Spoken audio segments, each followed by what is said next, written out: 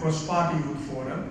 So we are young politicians representing different mainstream political parties and who are from not so mainstream political parties too, especially our politics. So we don't agree with each other all the time. Years ago to debate. So the pure idea was to debate on what we don't agree on. But then later we did certain things which we agree on. That is how around 2020 we started reforms. Now we work on very important economic reforms for the country. And we have missions, different bilateral and multilateral agencies. We receive a little bit of support.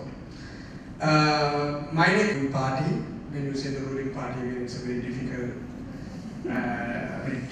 for political parties. That debate was also at the same venue here. But we discussed about the bill which was presented to the parliament to change the law related to LGBTQ community. So that was the first conversation in Sri Lanka where community and the politicians were in the same room. So thank you very much Canadian High Commission for supporting that, because now it had a very good snowball effect. And after that we did number of events where we brought the members of parliament, young political activists, the community, the lawmakers, everyone together related to the bill. And now it's in a very crucial stage. Most probably we expect end of October or November for that bill to come to the parliament. So we are preparing the ground for that. Today we are here to discuss something very important, a topic which has been largely discussed in this country for at least for last 4 or 5 decades, in different stages, in different aspects, in different dimensions. The power devolution has been center of our political stage for a long period, and even certain political parties, certain political groups, certain political ideologies were created based on the power devolution, the idea of power devolution. So it has been center of our political stage for a long time. But especially after the 2009 and 10, the conversation around the power devolution went down.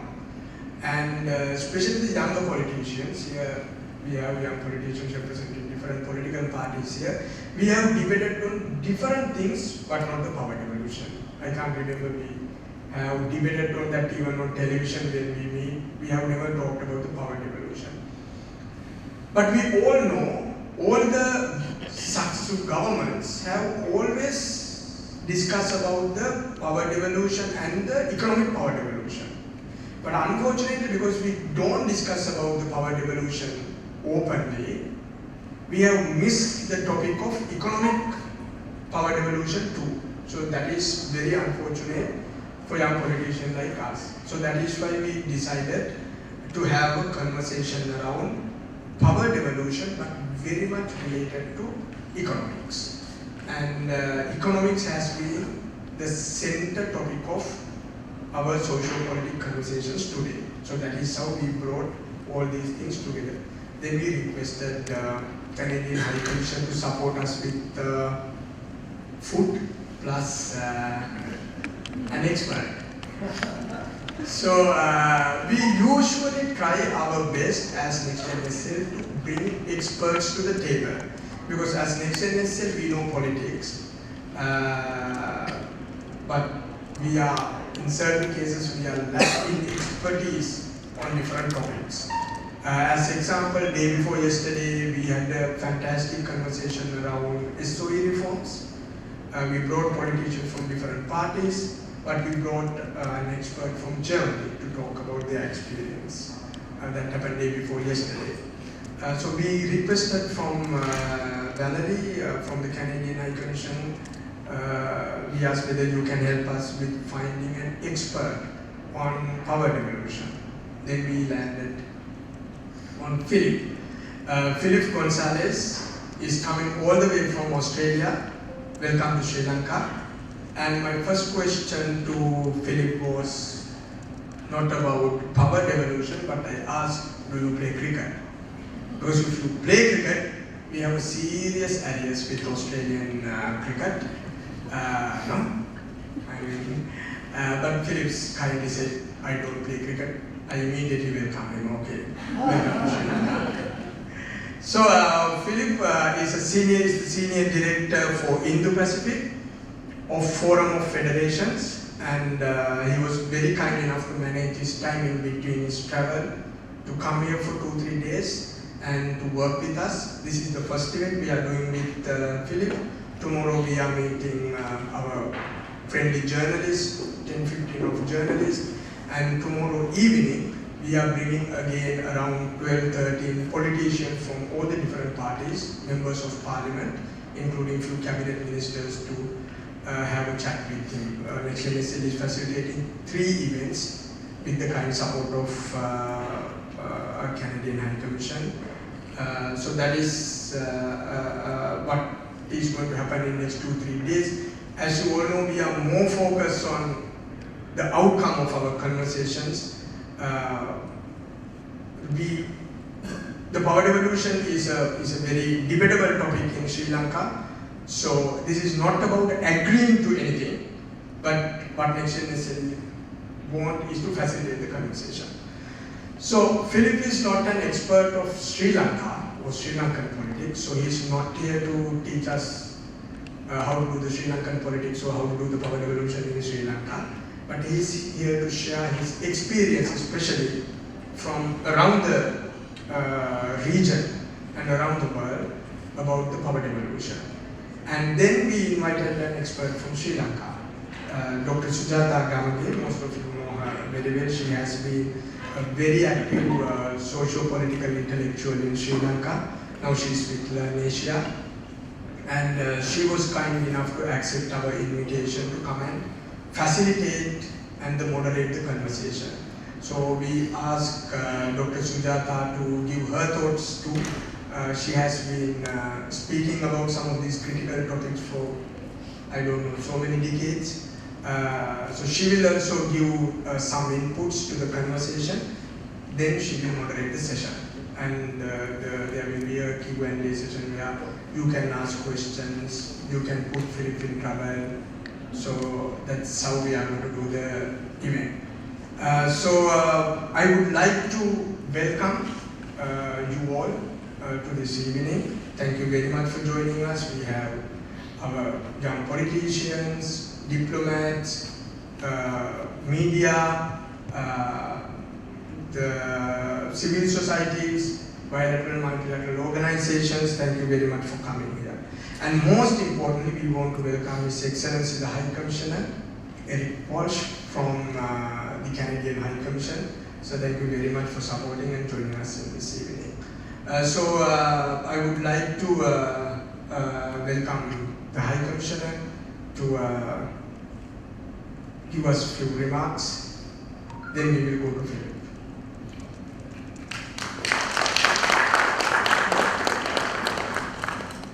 Everybody. I'll try to be brief because I know we got started a little bit late. It's hard to believe that at one point we were worried if we'd have enough people here. Now it looks like a really full room and there's even people standing in the back, so that's great. Good evening, everyone. Ayubuan, Manakum, Assalamu alaikum, bonjour, bonsoir. For some time now, Sri Lanka obviously, as you know, has been grappling with recurring issues around the distribution, let's say, of power between different levels of government and mechanics of how these different levels of government should interact with one another. It's really a question of governance relationships and how they should best be conducted to the benefit of all Sri Lankans. Some favor more centralized forms of governance. Others may argue that at least some measure of decentralization of power would be necessary for government to respond effectively to particular regional needs and requirements. I am under no illusions as to the contentious nature of this question in Sri Lanka. While my country, Canada, has a functioning federal system of government, I would never want to be prescriptive in any way with respect to the system of government in this country. It is for Sri Lankans themselves to sort out what they are comfortable with. However, it does seem, and I've only been here for less than 1 year, for about 9 months. But it seems that Sri Lanka has just come through a very turbulent moment in its history. And discussions seem to be alive concerning some fundamental questions of governance. So now seems to be as good a time as any to take a closer look at such matters. So in this context, it's really a pleasure for us to partner with NextGen for what we hope will be another informative evening of discussion. We'll look at a topic that, due to various misconceptions perhaps, may not be as well understood as it could or should be. That is the decentralization of power. The main objective of this gathering is to do some exploration. What does decentralization entail? Why certain countries may choose to adopt the system, and what some of their experiences might have been. And in particular, and this is a subject of decentralization that does not seem to be at the top of people's minds, is whether or not there are economic benefits from the devolution of power. So as Sri Lanka works toward economic recovery, this may be an opportune moment to delve into that aspect in particular. Just as an aside, when I think of my own country, Canada, my first thought would be that these benefits, these economic benefits must exist. But I'm hardly an expert, so I'm actually probably just as curious as you to find out what Philip is going to tell us about all this. And Philip, we're very grateful to you.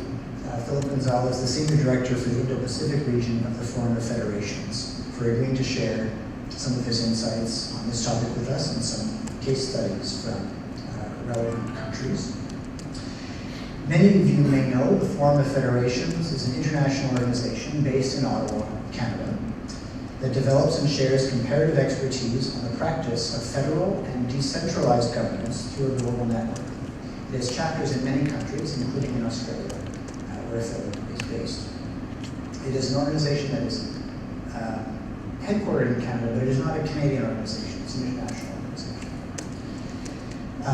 We're also most grateful to Dr. Sujata Kamage, Senior Research Fellow at Learn Asia, for agreeing to moderate this event, which I am very much looking forward to. So with that, thank you all for your patience, thank you for listening, and let's get started.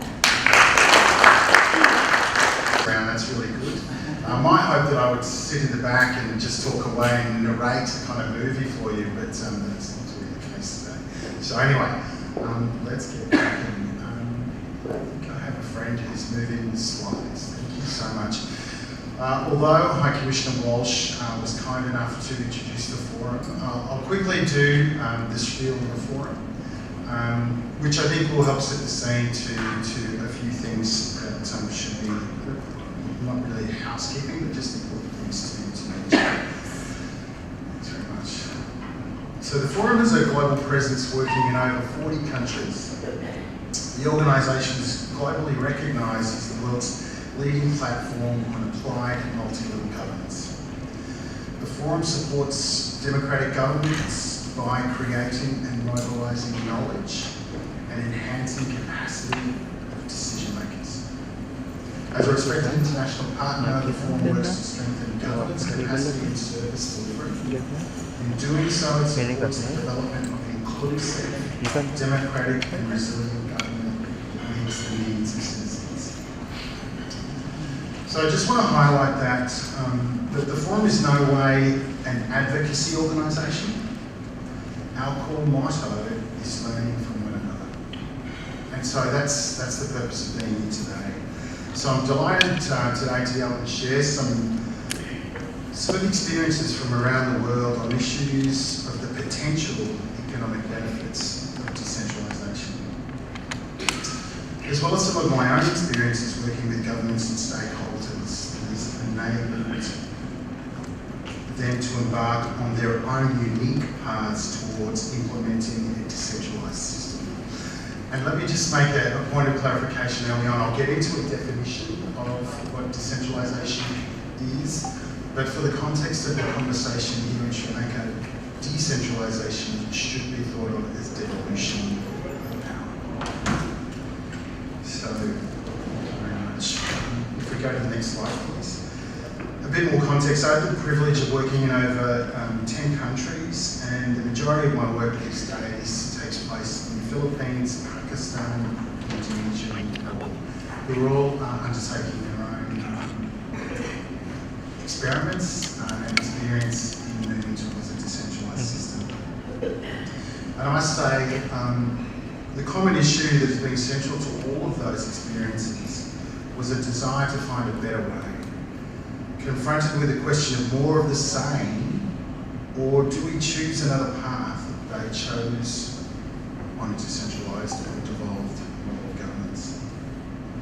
So a bit about the discussion today. Today I'll present some of the experiences of 3 countries to look at why and how they chose to take on decentralisation and what has emerged for those countries.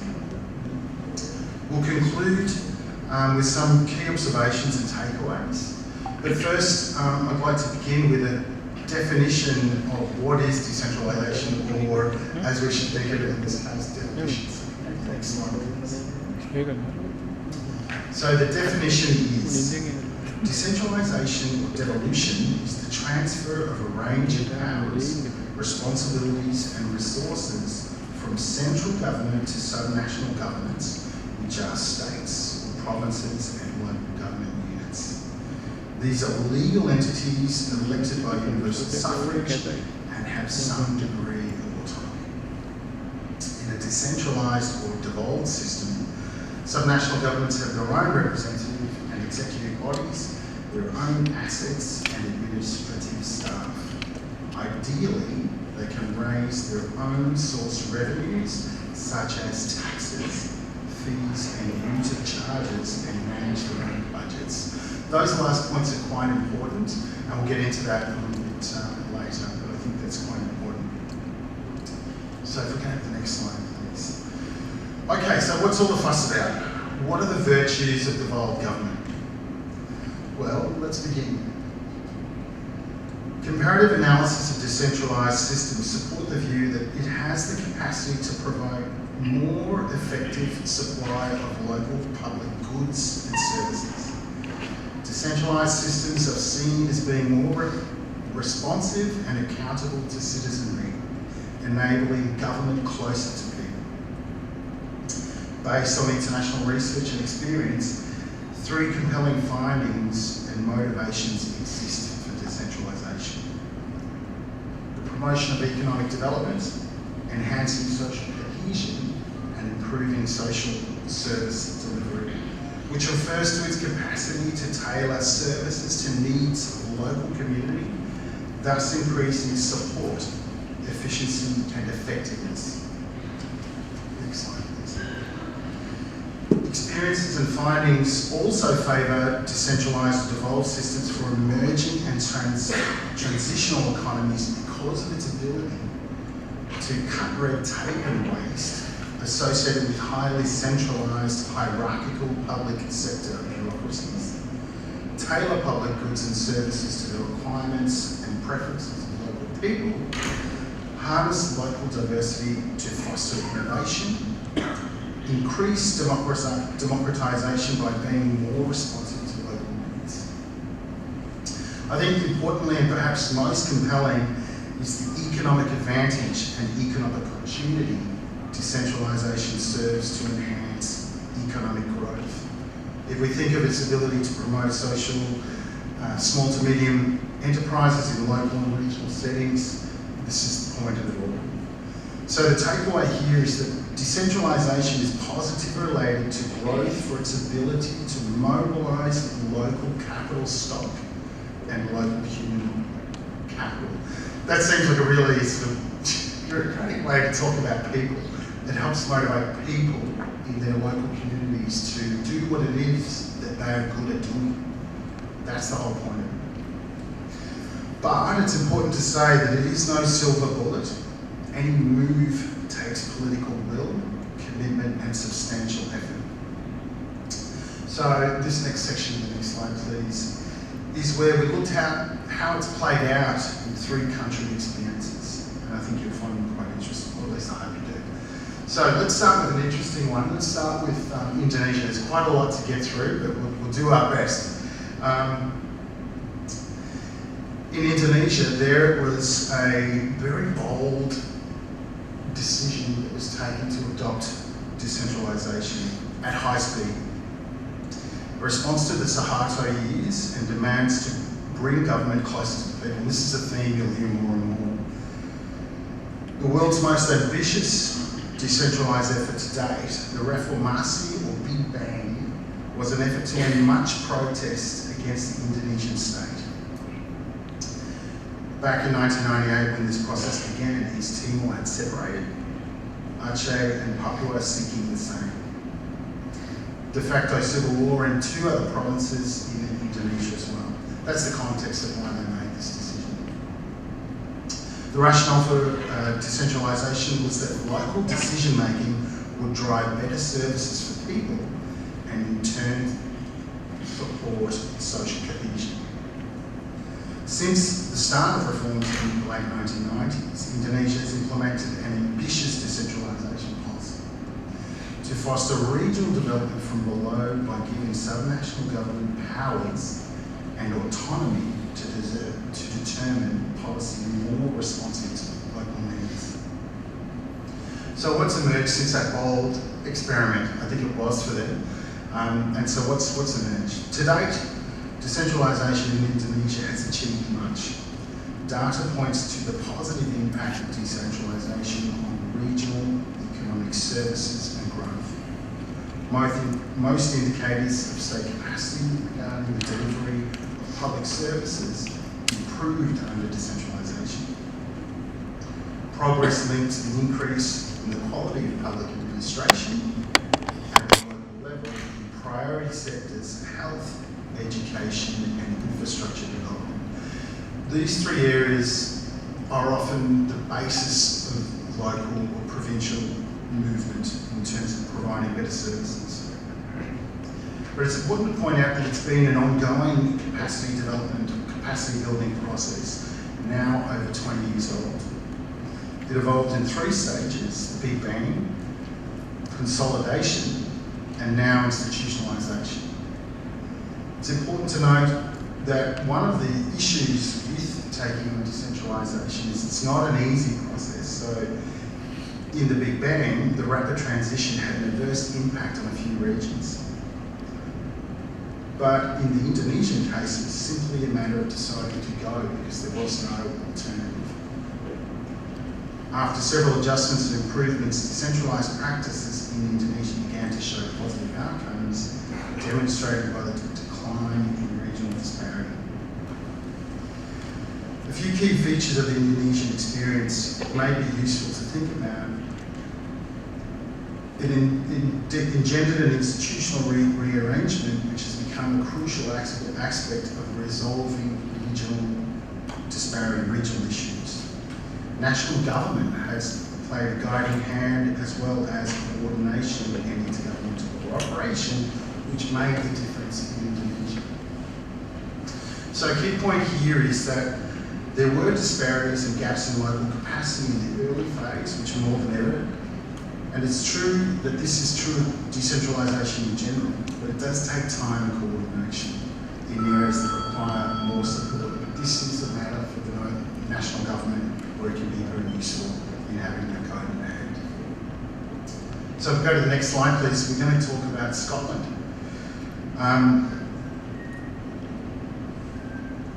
Which introduced decentralisation again to drive local economic growth. The Scotland experience was a much more mature government system, and the Scotland Act of 2012 handed taxing balance to local government, which has gradually transformed economic outcomes in Scotland. Originally, Scotland only had the power to spend money, but little or no power to raise it. The Act gave powers from the UK to Scotland to set a Scottish rate of income tax and to introduce taxes around land transaction and waste disposal, replacing the UK-wide tax. Now, why is this important? This was important because it directly handed people in Scotland, local governments, the capacity to determine what taxes made sense for them. and what ways made sense for them to spend that tax money. So it's an empowering move. So the thought was, well, what do people in London know about what the situation is in Edinburgh? That kind of thinking. So by handing over tax powers in Scotland to its local government, tax decentralisation drove ownership of tax policies and how to spend its taxes.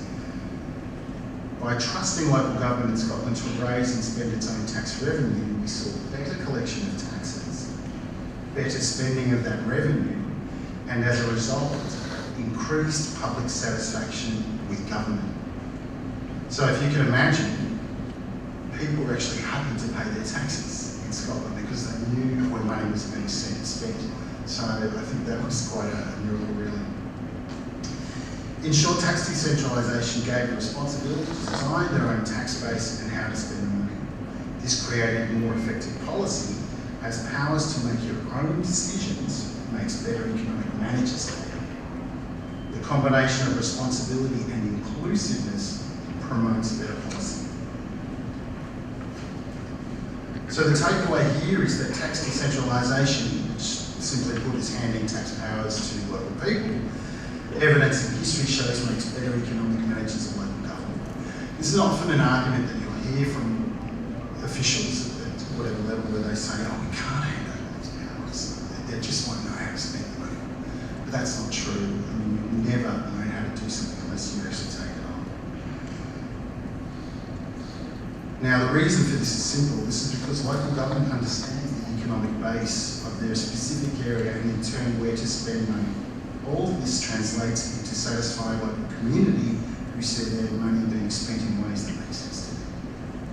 So that's the compelling story out of Scotland. Now let's please look at South Africa next time, where decentralisation there was born out of the ashes of apartheid. I think we're all sort of fairly familiar with that history. And was once again adopted to promote local and regional economic growth and social cohesion. So once again, we can see a common theme emerging. So just to recap, decentralisation in South Africa born out of the apartheid moment and adopted to promote local and regional economic growth and social cohesion. The bold step taken after political and social turmoil, the decision taken to embark on decentralisation was made with general guidelines set by the national government and left to the local and regional government to work through implementation. So very much we'll set the rules and you, other jurisdictions or entities or government units, figure it out. So what's emerged? What's the big picture in South Africa since that bold decision, 24 years on? Access to water, sanitation, electricity, and other basic services have reached a staggering 85% increase from a mere 20% just over 2 decades ago. This is what mattered to citizens. This is a huge transformation. Health, education, infrastructure, and other priority services are now delivered in South Africa by regional and local government, with the policy, regulatory, and budget support of the national government. So let's think about that. These services are delivered at the local and regional level with the budgetary and regulatory support of national government. Decentralisation drove regional and local economic development from roughly 8 economic centres 25 years ago to 50 thriving local and regional economies. 8 metros, 45 secondary or intermediate cities and districts. These now contribute most of South Africa's GDP. Local and regional economies have created and driven local manufacturing, resource development, agriculture, automotive industry, infrastructure and engineering, retail, finance, travel, hospitality, the list goes on and on and on.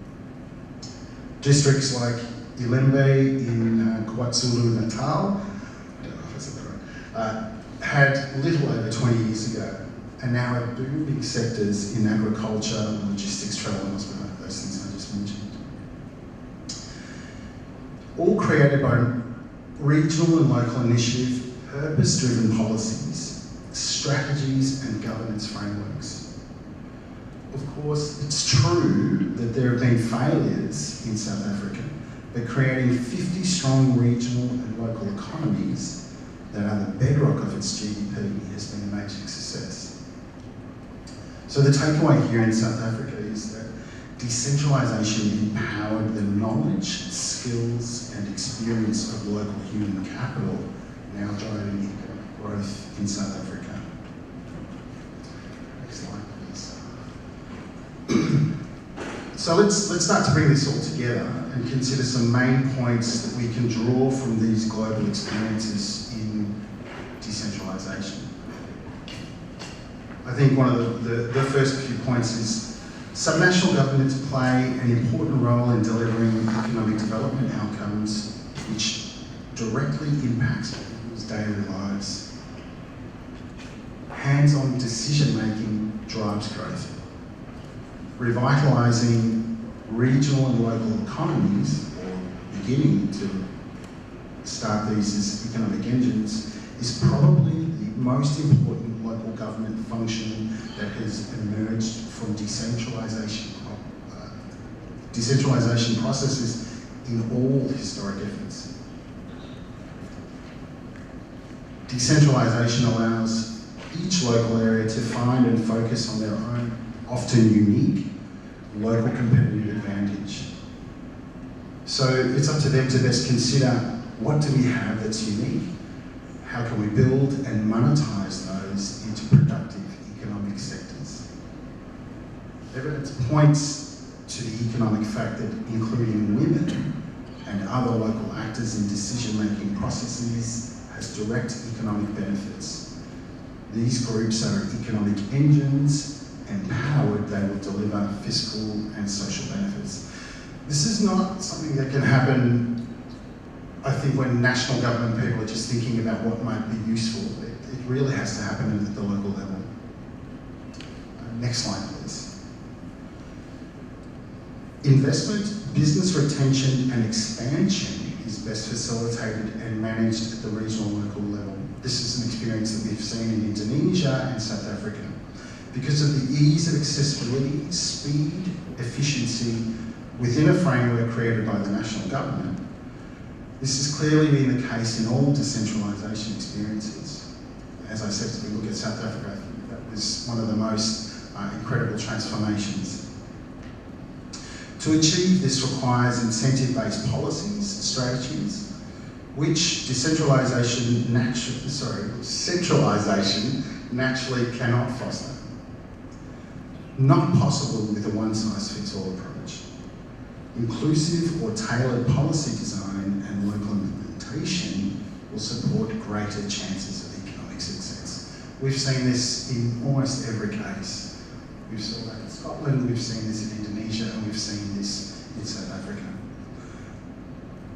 The thinking is, and the evidence shows, inclusive or tailored policy design will support greater chances of economic success. Handing over taxing powers, evidence shows, makes better economic managers of local governments.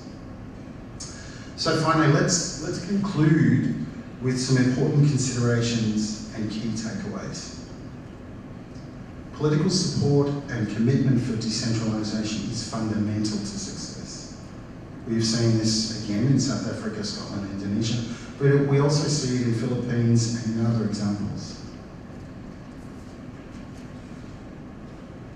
Sorry, can we move to the next slide, please?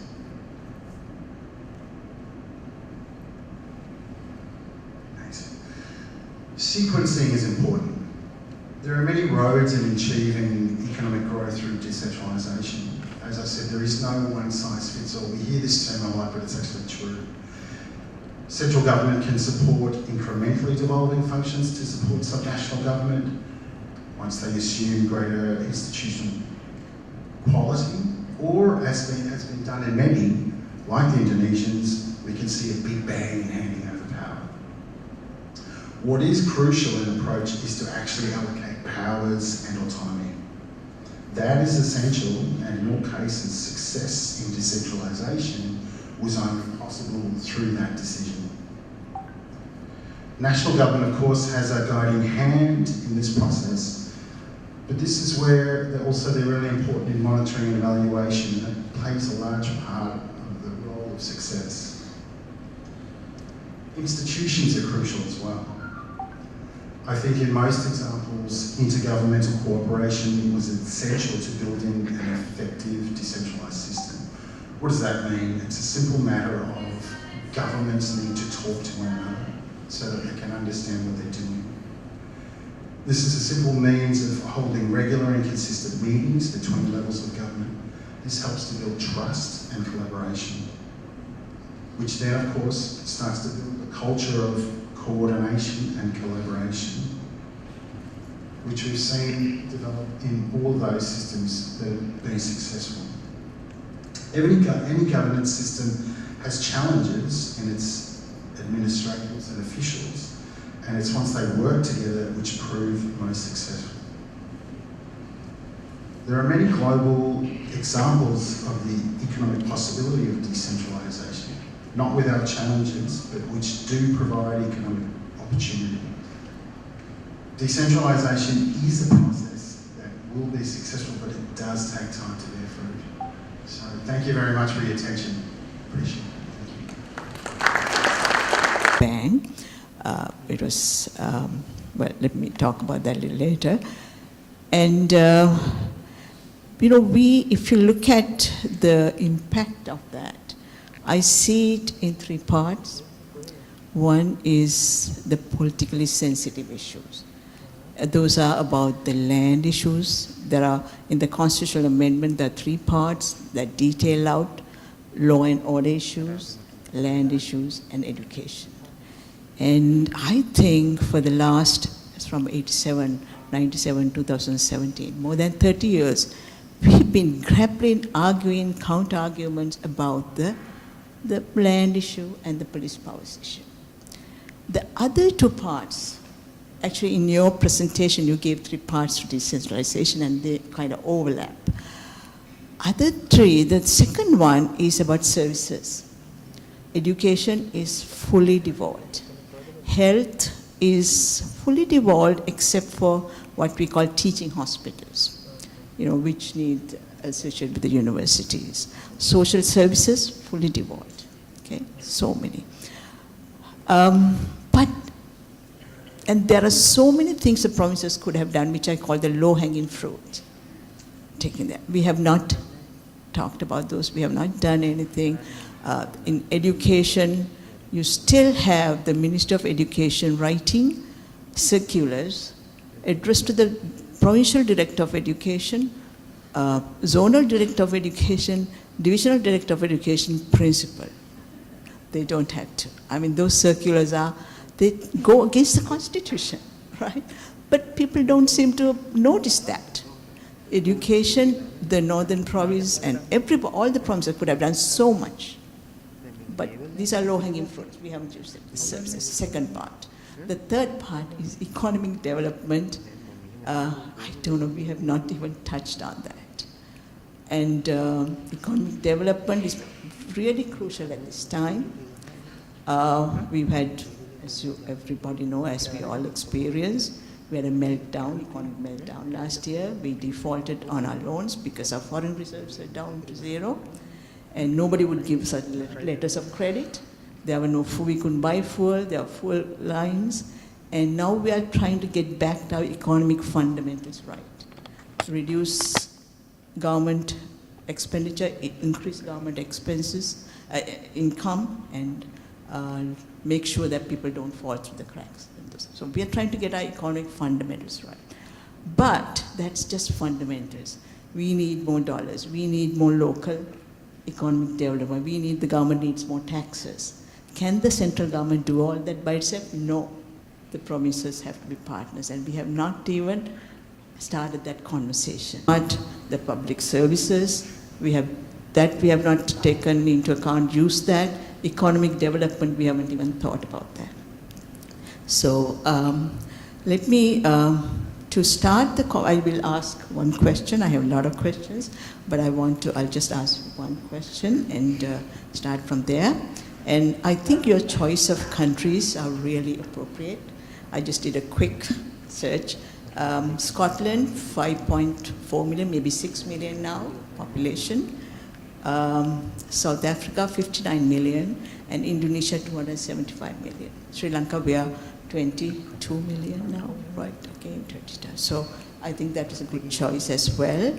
And even in electoral reform and a lot of other things, actually these are 3 countries we look at. Very good choice of countries. I like to ask you about, you said in Indonesia, there was a Big Bang, right? And in Sri Lanka, we had our Big Bang, 1987, during the height of the ethnic conflict. The constitutional amendment was brought to give some power to those who were asking for separation. We thought we will give some power, devolve some power to appease them. And some people in Sri Lanka felt that it was imposed on them, like, overnight we have a constitutional amendment. So my question is, in Scotland and South Africa, before I ask that question, sometimes I wonder whether it should have worked better if it was more gradual. Like education is fully devolved, and then health, and maybe we grew into it. You said in Indonesia, maybe you can talk in Scotland, what was the impetus? Was it slow thing? And in South Africa, again, was after liberation war, did it start right then? And just that Big Bang difference. What was the impetus for this? How did these changes, how did decentralization come about as Big Bang or in other gradual ways in those 3 countries? Thanks very much, Sajata. They're interesting cases, all 3 of them, born out of similar realities, a bit of tension, if we can put it mildly, in some cases some tension. And in the Indonesian case, to begin with, the decision was fundamental to creating a cohesive country. States wanted to separate, and said we must devolve power. That was the reason behind the Big Bang. And the way they went about it was quite interesting, because they devolved power immediately to local level government, and that doesn't happen in every situation. Sometimes it can happen when they hand it to subnational, provincial level first, and then local government. But the decision was made in the Indonesian case to hand it straight to directly the people, which created a great deal of uncertainty, but also delivered people real opportunity to make decisions for themselves immediately. So I think just a sub-question that in Indonesia, I think, I'm not quite sure which time, but after Suharto, there was this democratization movement. Was that part of that? That's exactly right. So okay. 1998 was the moment, and there was a massive transition, and that's when they decided we must try this. Yeah. I've asked one more question because in your presentation, you put regional and local together. You did not distinguish whether they were regional. In Sri Lanka, it's very important for us because regional in Sri Lanka would be provincial, the 9 provinces. Local would be local councils. We have 341, I believe, local councils. And our local councils go a long way back, right? We actually in 88, we had 650 something local councils. We had village councils, town councils, municipal councils, so on. But then they were all dissolved, and then we had another experiment, and now they came back with 341 local councils. Some people say we have too many local councillors, but in 1988, we had about 8,000 local councils. But what I'm saying is we have very highly developed local council system. So some people would say that our provincial councils, they were imposed on us.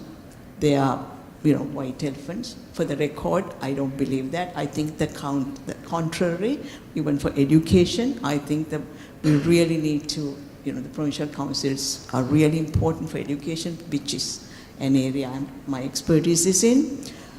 But for the argument's sake, local councils, when you're in Indonesia, the devolution was, because I know Indonesia has regions, and then I forget the names, Kebangsaan, all these Indonesian names, local councils. And then in Scotland, I would think there won't be regions, right? In Scotland, it'll be local councils. Power was devolved to local councils. South Africa, of course, has the provinces and local councils. Yeah, and you talked about services, water, sanitation, electricity, health, education, infrastructure.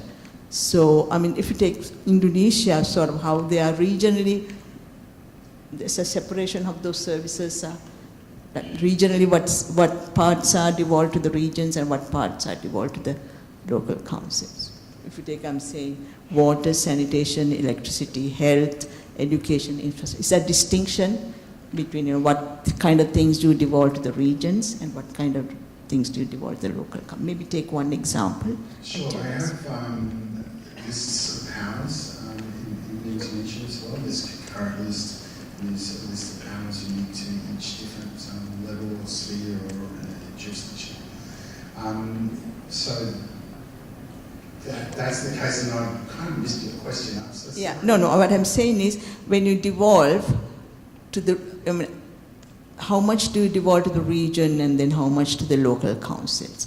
Yeah, I think in our case, I think water, sanitation, electricity, health. Actually, we are quite confused on that. So, yeah, local I think if you take the principle of subsidiarity, you just families, we do all we can. We give to the others only what we cannot do ourselves. We can't, dispose of garbage. Then the local council, they do everything they can do, and they give only what they can't do to the provincial councils. And provincial councils give to the. In our case, the central government, does everything. Try to. Is there some sort of a difference between what kind of services in say Indonesia? What kind of things would be done by the regions? I think the big story out of Indonesia is that they handed the majority of powers on that devolved list to local government. Provinces came later in the piece. It was a deliberate act, but that was their decision. In Scotland, as you rightly said, it's a different system. They had a more mature model, so handing over powers to local government made complete sense. Not a major transition. It did take some capacity and hand-holding, we can call it that. South Africa, I think, was really an important process. So in South Africa, they had their own constitutional convention, which lasted a number of years.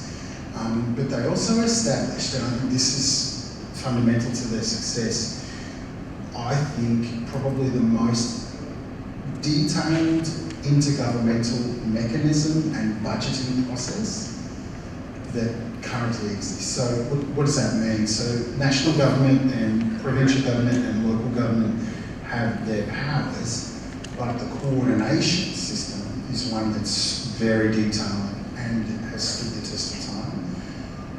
Why I say it stood the test of time, those things can happen in other countries, but they can be ignored. So you might have intergovernmental mechanisms set up, but they just don't function. The South Africans placed a lot of importance on that because of what I think you're mentioning. This uncertainty about roles, who can do what. All the budgeting processes are very clear, and that helped them a great deal to advance their system quite fast. Yeah. Because it's important, I think South Africa, if I'm not mistaken, there's a second house, I don't know, of course, we have somebody from South African High Commission. I think that there's something, the provinces, there's some sort of organization to coordinate where the provinces come to the second house. Is there second house? Yes, okay. Maybe we can give her a microphone. Yeah.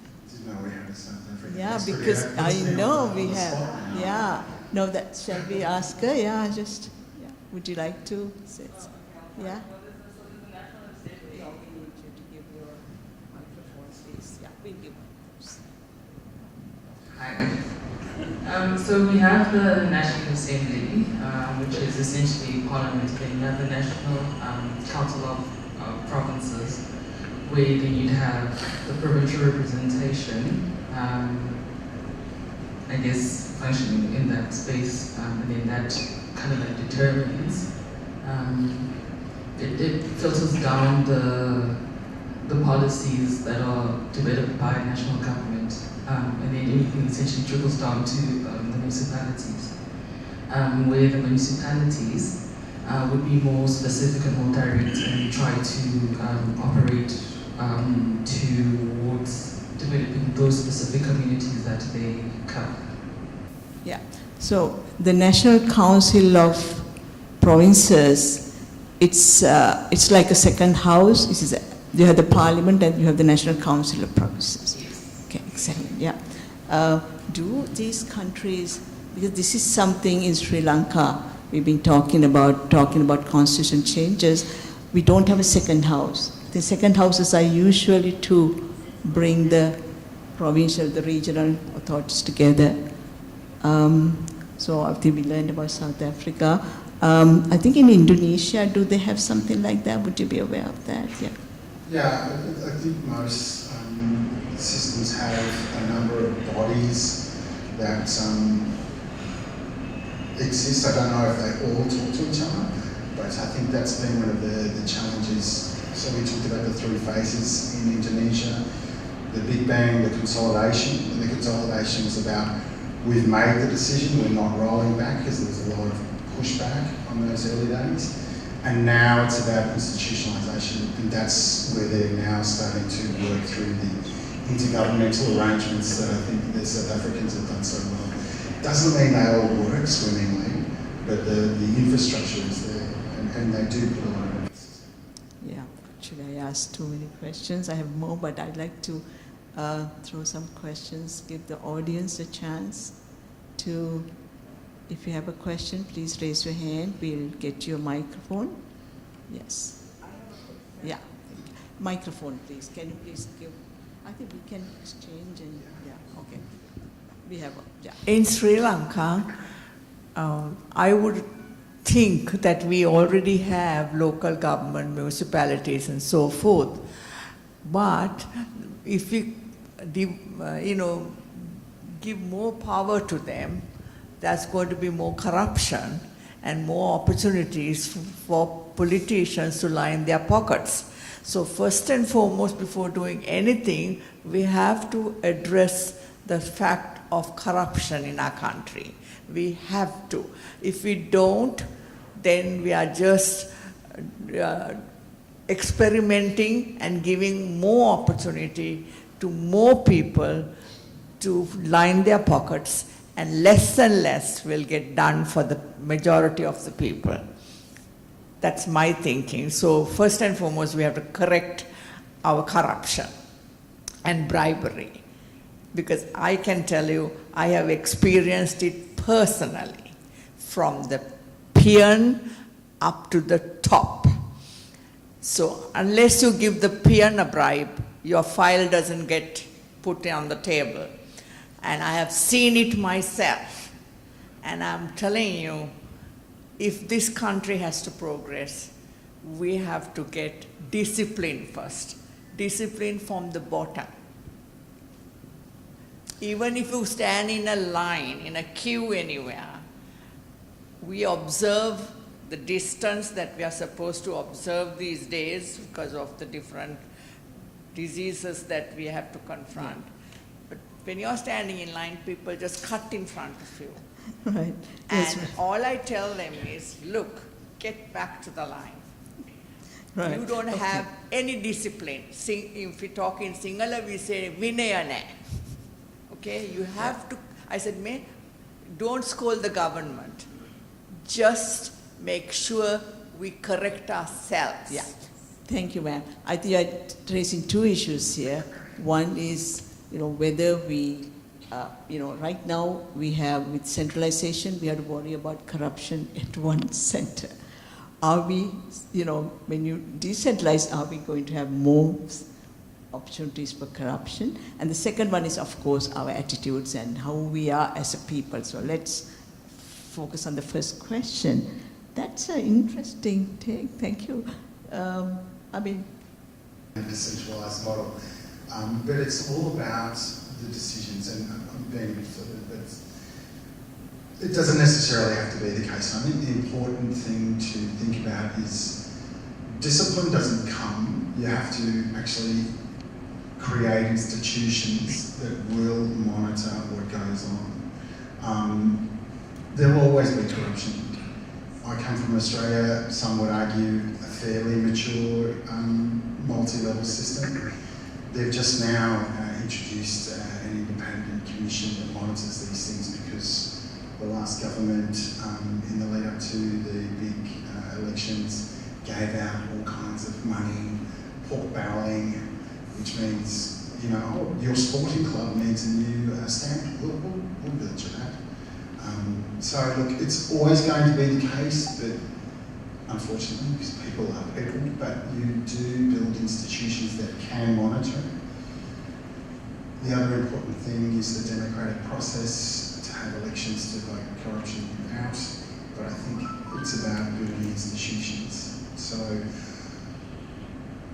do decentralised or devolved models have more corruption? No, they don't. It's about how you go about building the system, and it takes time. Yeah. Can I add to that? Actually, yeah, what you're saying is more decentralized, there's less corruption, should be less corruption. And why we don't have that at local council level is because there's no oversight. We have a ward system, we introduce a ward system of representation. But the ward members are elected, but there's no mechanism to engage with them. The ward, I think, in South Africa and I think in other countries is something called ward committees, which are very active. Each elected member, there's no way for our citizens to connect. And actually, I'm part of a group, I don't know whether anybody's here, doing that legislation to establish ward committees in our local council. By statute, every ward there should be a ward committee, and there should be method for getting people into the ward committee. And there's another concept called Janasabha, which is at the smaller level, Grama Nildari level. There's Janasabha, and from Janasabha you form the ward committee. So if there's any investment, if there's a road is being made in that area, that ward committee should have oversight. So yes, we don't have the mechanisms. As you said, decentralization actually should bring less corruption because it's closer to home. There should be more eyes, but we don't have the mechanisms. I know in South Africa, the ward committees are very strong. I think some of our local councillors went to South Africa to observe those. So yeah, I also have to agree with you. Decentralization does make corruption less, but you need to have the mechanisms at the local level, which we don't. Thank you for that question. Yeah, we need a mic, please. Actually, somebody please. Hello, good evening. Thank you very much for the opportunity and the Next Gen Sri Lanka and Melinda and Rasika and all behind this, organizing this. My question is, now when you talk about this devolution of power, the topic of devolution power, one of the biggest obstacles we face in Sri Lanka, people have a misconception in Sri Lanka, majority of the people, like overwhelming majority of the people, that devolution power equals dividing the country. The moment they hear devolution of power, especially the word federal, that's a taboo subject in Sri Lanka, taboo word, I would say. The moment they hear that word, they say, dividing the country. That's how it is. It's not a joke. So what I'm asking is, now there are countries, the country you come from, Australia, it's a federal country. Canada, it's a federal country. USA, it's a federal country. India, the neighbor, it's a federal country. And there are lots of federal countries which are very successful.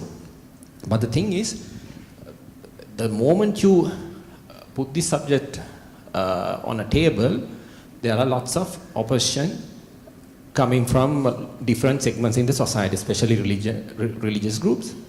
So, in the examples you talked about, the Scotland, the South African example and the Indonesian example, there must have been obstacles like that from the community for countries like that. But I know Switzerland, it's a federal country. It's 2/3 of Sri Lanka, the landmass, 40,000 square kilometers, something like that. Only 8 million people. So like 40% of the population of Sri Lanka. So I don't know, so how are we going to, I mean, if we are to devolve power Sri Lanka, to devolve more power to regional bodies, to provincial councils in Sri Lanka, we need to convince the majority, the different segments in the stratas in our society. So how do you propose, what do you propose we could do to, convince the people? I mean, it's one of the hardest things, I mean, I've so far experienced in my, short political career. Thank you. Tough question, you can, tough question. Yeah. I'll take the international side. I'm Yeah. not in a position to comment on Yeah, what might work here. But I can say that in countries where they have had difficulty with the idea of maintaining a cohesive country, what has been beneficial has been the meaningful handover of powers to those communities or the government to make decisions that govern themselves in those policy areas, education, health and infrastructure that matter to them. That makes a difference. But actual handing over power and autonomy makes a difference. We're working in the Philippines right now where they've gone through a very sort of the history of conflict between this Bangsamoro autonomous region, and part of the peace negotiation there is meaningful power, and their transition authority now is building government that will address their own needs. National government has a role in setting certain standards, but that's how they've addressed it in other countries. So I think that's the path for those. For Sri Lanka, that's for you to all discuss and decide. Right. Actually, and he had another question about the size. Whether what's the sort of small what's the sort of can small countries? Yeah, it's. But I think you answered it yourself because, as you say, there are plenty of small multi-level countries. I think one needs to think of it as empowering local units to do more, and that's the relevance of it. So it doesn't matter what size it is. If you're able to empower local communities and government, you can see economic benefit. So why wouldn't you? That would be my sort of question, is why it makes economic sense. With the right conditions, don't get me wrong. I mean, it takes time, as I said, that would be my answer to that. Actually, on that note, just one thing, coming from that, I know High Commissioner you are the High Commissioner for Sri Lanka and the Maldives. Just briefly told me about some experience in Maldives. Maldives is as small as it can get, 200,000 people or something. Do you think you said something? Do you want to share that, High Commissioner? Yeah. Talk about the size, I think, of Maldives. Sure. I think Maldives is around 500,000 people, but they're obviously scattered across sort of 200 different regions as well. I don't want to speak on behalf, I'm certainly not an expert on it, but it is a small country that is devolving to extremely small units, in some cases a few hundred people, to manage affairs on their own island, which can be physically very small as well, but also isolated from other parts of the country. More like local councils. Yeah, it's local councils, yeah. They have atoll councils for the whole atoll, and then local councils for each island within the atoll. So there's your answer for that. Even the Switzerland, what's the population of Switzerland? Is yeah, it's again small, so I think supporting your contention is small. Key points. But I think what most people are forgetting is it's not the size of the country, it's not the size of the population. If we are to go in for devolution, we have to focus the fact, unlike Switzerland, they speak the same language, they're all of the same ethnicity, whatever. I mean, most of them, okay? I'm only generalizing. Maldives, the same thing, right? And whereas Indonesia, same thing. South Africa, same thing. But Sri Lanka, we have several ethnicities, we have several languages, we have so many things going in each province. For instance, Batticaloa, it's different ethnicity, mainly out of the population there, so they want devolution of power. Jaffna, that area, the north, they want devolution of power. It's for their own, whatever they want to achieve. That's not what devolution is about. Devolution is about, yes, each province coming up to a certain level economically, but not based on ethnicity and not based on language, not based on things like that. So what do you have to say to that? For us to have a mechanism which is not based on that, but common to whole of Sri Lanka. I would like a answer on that. How can it be common to Sri Lanka? Whatever mechanism we are going to come up with. Interesting. Thank you. It's an interesting point. I'd like to maybe answer that by thinking about Australia, which is a very homogeneous society. Let's be clear. But the word, the way they came to bring Australia together, they call it the Commonwealth of Australia. That's the point. There is a commonwealth, and it's not equal either. There's equivalence, but that's the principle here. It's like we bring you together. We all have our differences, whatever they may be. In Perth, they like other things which we like in Victoria. But we have a commonwealth, a country that comes together and shares. You know, Australia's a very fortunate country, great commodities, very rich, and we share that in an equivalent way. Not everyone gets the same amount, but there is a standard there. So how do we address the language or the other diversity? Well, we let everyone do what they do, but we are a commonwealth of Australia. I hope that helps. And those other countries that you spoke of, South Africa has so many languages, India, many languages, I think hundreds. It's not only languages, it's a gamut of things, if you know what I mean. Like in Parliament, they're screaming out for devolution with their own language in one part. Another area, they're screaming out for something else because it's their ethnicity. It can't happen. It has to be one mechanism for all. And where we're all Sri Lankans. And we have to think Sri Lankan, you know. And I don't think anyone has come up with a mechanism yet. Of course, we have to wait and see when the bill is in Parliament. We don't know what's in the bill yet as far as all the details go. But I don't know whether we have yet found a mechanism for everybody to think as Sri Lankans. Thank you. Can I try to add something to that? You know, that's a very good question because when our Big Bang came, it was to address this different ethnicities, right?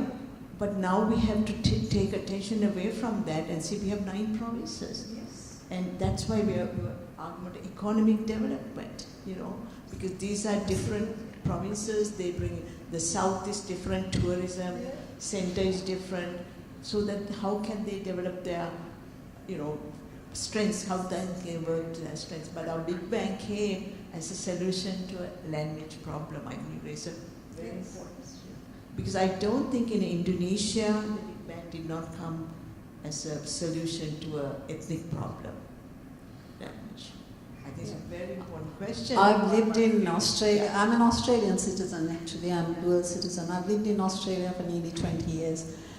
And what I see in Australia, you can't compare it with Sri Lanka. It's not possible even to start comparison. Okay, yeah. You have something to add to that? Yeah, please pass the middle. But still, what I just want to make, not a question, just a remark. Those countries, even Switzerland, it's a multicultural country where French is a state language, German is a state language, Italian is a state language, and Romance is a state language. They speak 4 languages. Obviously English, but English is not a state language, but divided into 26 cantons. The western side of it is French speaking. The northern and the eastern side is German speaking. The southern couple of cantons speak majority Italian. So likewise, in Indonesia, it's a multicultural society again. But India, all they speak Bahasa Indonesia, right? They all speak Bahasa Indonesia. That's the majority language. But for instance, India, more than 300 languages, 700 religions, and sub-cults and all of that.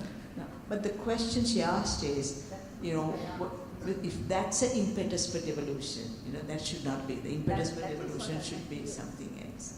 Yeah, very good question. I think it depends on cases, right? Now, for instance, in the case of India, it is. The state of Tamil Nadu is for the Tamil-speaking people. Malayali-speaking people, Kerala. Kannada-speaking people, the Hyderabad, right? Hyderabad. Andhra Pradesh. Sorry, Andhra Pradesh. Then the Hindi-speaking, the Uttar Pradesh, those states, and West Bengal for Bengalis. Sure. Bengalis. Likewise. So it has less. There are cases, you know, in Australia it's different. Yeah. India it's ethnic based. Yeah. That's a very good question. I think subject for a thesis, I think. Okay. Can we have some questions from the back? Yeah. That's right, there's a question. Can you please pass the microphone? It's very good. We have a lively discussion. And shows and different perceptions we all have on devolution of power. My question is basically when you look at the three countries you presented, Philip, was there comprehensive research conducted before they came into that change? My second part is, was there a lot of legislative frameworks that were brought in at that point, or were they revised? And also how, in your views, your experiences, were there different engagements of stakeholders at that point they brought in to create this understanding of the research, but also bring in specific legislative frameworks? Thank you. Thanks very much for the question. So the answer to all those is yes. So the first one, a great deal of consultation, sorry, maybe go backwards. Great deal of consultation with stakeholders, understanding and listening. What do we want to achieve? What do we want to do? How do we want to go about it?